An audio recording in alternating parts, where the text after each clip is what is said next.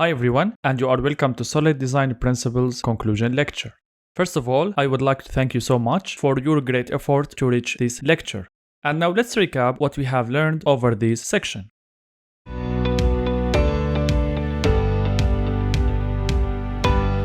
In this section, we have discussed in details the design principles, and we see that these principles are the principles that you should respect during software design in order to make your code easy to use, easy to read, easy to extend, and easy to maintain. And we see by having a code has all of these features, this will guarantee for you a smooth and easy development journey for your project. Mainly, in this section, we have discussed one of the most common design principles set, which is solid. We call this set solid because we take the first letter of each principle under this set. Now let's summarize this principle one by one. The first one, single responsibility principle, and simply it states that any class should have one and only one job.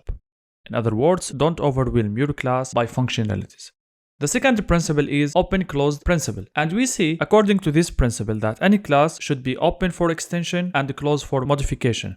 So when we want to add a new functionality to our project, we have to extend our classes and don't update them.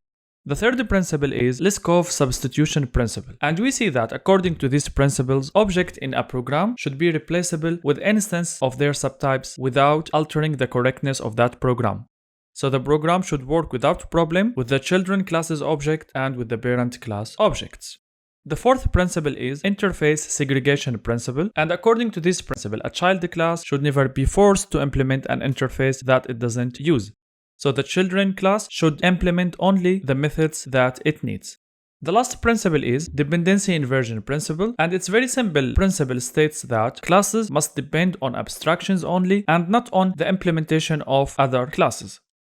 That's all for this lecture and for this section. And thank you so much for your time.